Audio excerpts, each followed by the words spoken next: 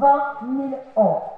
Notre classe, dans sa grande majorité, n'a pas vécu ce mois-ci au bord de la mer ou de la piscine.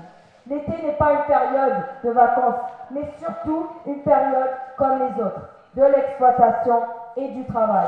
Notre classe a vécu ce mois en trimant dans la chaleur, et non pas comme cette petite minorité de milliardaires tels Jeff Bezos au bord d'un yacht de 500 millions d'euros.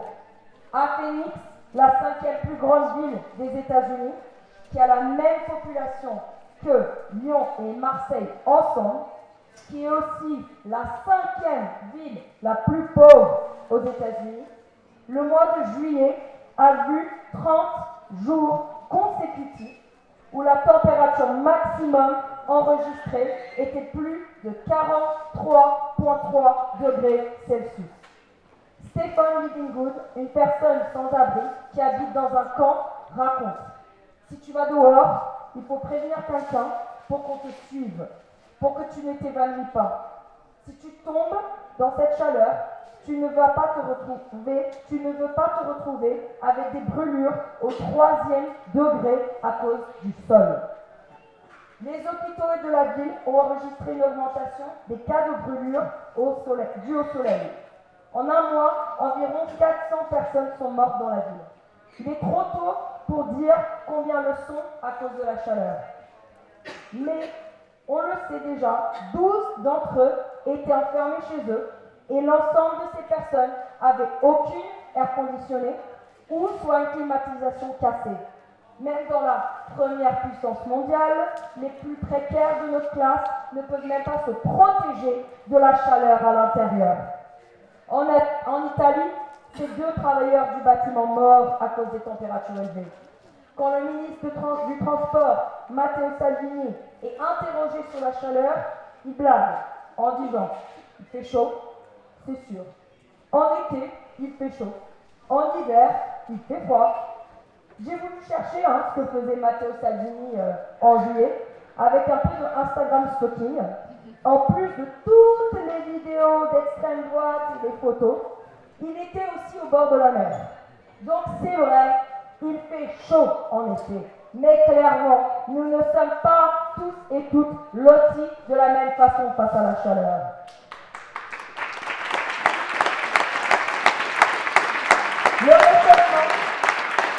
Le réchauffement de notre planète n'est pas un épiphénomène. Depuis 1940, la température fait qu'augmenter.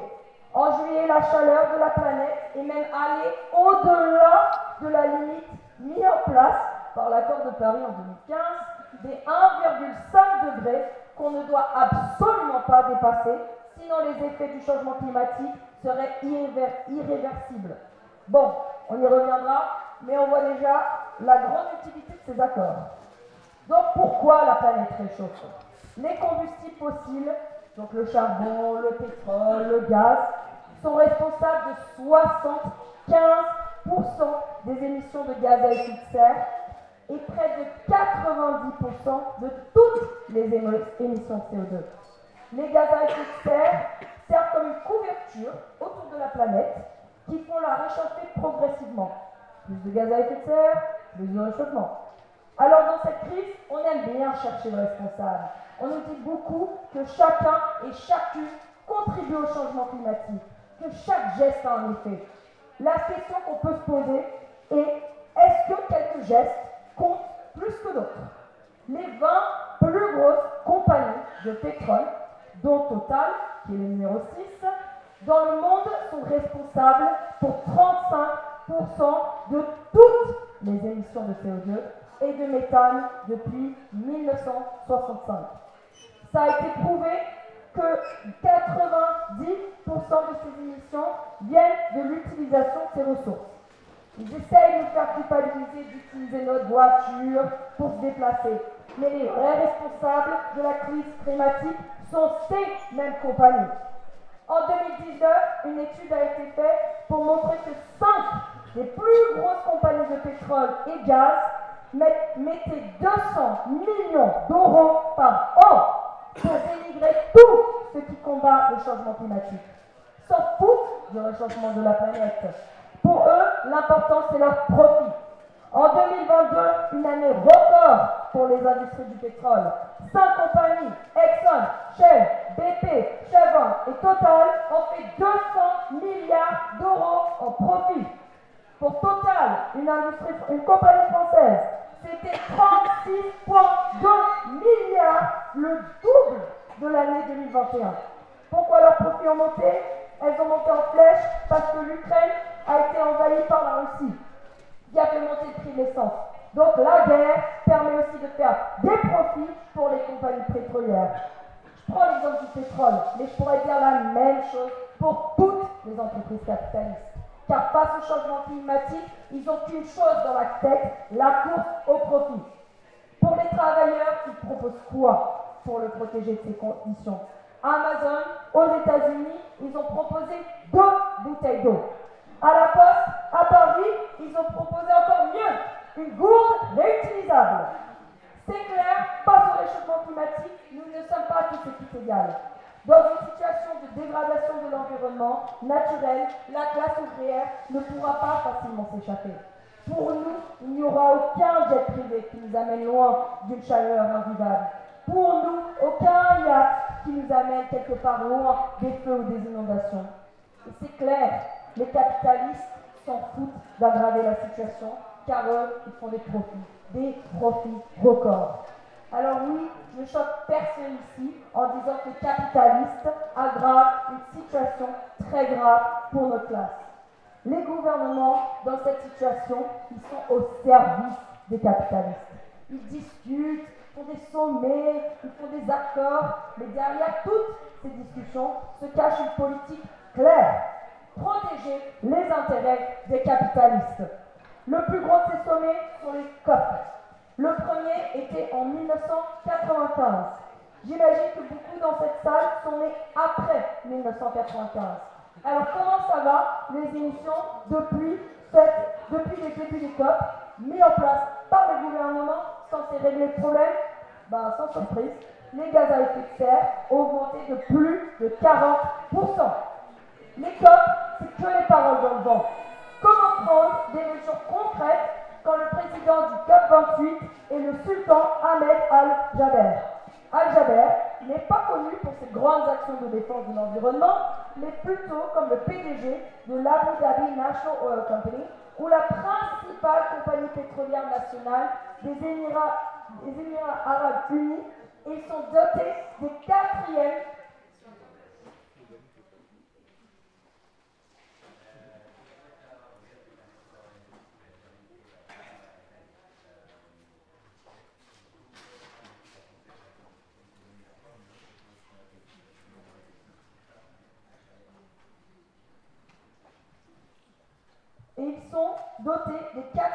plus grandes réserves pétrolières mondiales. Soyons indulgents et assumons ensemble que le sultan a développé une conscience écolo depuis sa nomination de PDG en 2016. Mais en tant que président de la COP, il a écrit une tribune en français qui déclare, je le cite, économie et climat ne sont pas incompatibles. Que le temps des affirmations grandiloquentes et des déclarations d'intention répétées sans être concrétisées est révolu. C'est dans l'action et un pragmatisme assumé que nous voulons ancrer la COP28 qui se tiendra aux Émirats Arabes Unis fin 2023. Il a raison, son écologie est très ancrée dans le pragmatisme, dans le pragmatisme du profit. En tant que PDG, il a déclaré vouloir doubler le nombre de barils de pétrole par jour pour son entreprise d'ici 2030. Une action plutôt compatible avec l'économie, moins avec le climat. La transition verte se fera pour les profits. Et comme il a déclaré lui-même, il est d'accord avec la vision du président Macron.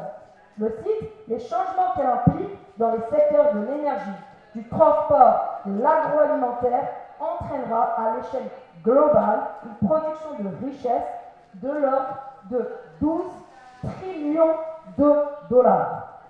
Les COP et les actions des divers gouvernements, que ce soit pour l'environnement, j'emploie des gros guillemets, ou contre l'environnement, c'est toujours pour protéger ses intérêts et les intérêts des capitalistes. Les COP sont là pour mettre un temps vert sur les actions toujours aussi déplorables, toutes aussi déplorables les unes que les autres de cette bourgeoisie. Aux États-Unis, Biden a fait campagne contre la politique environnementale de Trump. Et maintenant, se félicite d'avoir fait passer une loi qui est la plus ambitieuse loi sur le climat. Il a aussi oublié de dire dans les interviews que dans la même année, il a accordé le plus de permis pour extraire du pétrole sur des terres publiques que Trump. Son secrétaire de l'énergie félicite que les États-Unis vont avoir une année record en 2023 de production de pétrole. Parce que toute situation qui leur permet de faire plus de profit, ils le feront. Leurs intérêts ne sont pas les nôtres. Voir des gens se brûler la peau sur du béton car ils ne peuvent pas se loger, ce n'est pas leur affaire. Parce que tant que le capitalisme existe, l'environnement ne sera pas protégé. Parce que eux, à leurs yeux, nos vies et la terre valent moins que leurs profits. Comme a dit Marie-Hélène ce matin, une partie intrinsèque du capitalisme, c'est la guerre. La guerre et la course à l'armement. Sous couvert de guerre pour lutter contre le terrorisme, le gouvernement américain, en 2003, a envahi l'Irak. En 13 ans, de 2003 à 2016, le pays a plus de doublé la production de pétrole. Depuis que l'armée américaine est partie, qui reste en Irak? BP, ExxonMobil, Shell et Total. Biden, qui n'oublions pas se projette comme le grand défenseur de l'environnement, a augmenté le budget militaire en 2022 par 1,6% pour un total de 54% du budget fédéral pour l'année. Une petite somme de 715 milliards de dollars. Avec 715 milliards de dollars, tu peux en faire des choses. Par exemple, si tu avais la volonté, tu pourrais remplacer l'ensemble du réseau électrique aux États-Unis. En Californie, en 4 ans, 20% des feux ont été causés par le réseau électrique qui n'est pas enterré. Les gouvernements préfèrent laisser brûler et faire la guerre que protéger les habitants et la nature. Dans l'État espagnol, Sumar, la plateforme électorale de gauche, se présente comme pour vouloir planifier l'économie, créer un Green New Deal pour bénéficier aux travailleurs et créer des emplois. Leur idée, c'est de créer une banque qui va financer des projets pour enlever les projets des grandes banques capitalistes et les mettre dans des plus petites entreprises. Cette gauche réformiste qui tente de nous voiler la face en nous promettant un patron plus sympa, un capitalisme plus vert, qui pourrait vraiment résoudre les problèmes de cette société. Je finis sur ça. Le capitalisme est un système qui a des impacts profonds sur les travailleurs et les travailleuses. Il a des impacts profonds sur la nature en exploitant de plus en plus jusqu'à l'épuisement des ressources. Et même en face de la destruction, ils trouvent des opportunités pour des nouveaux marchés. Ils utilisent tous les armes dans leur arsenal pour continuer leur profit, même face à une planète qui brûle. Tant que les travailleurs ne pourront pas décider de quoi produire et comment, ils mèneront la planète et la classe ouvrière droit dans le mur. Comme on dit, le capitalisme détruit la planète. Détruisons le capitalisme.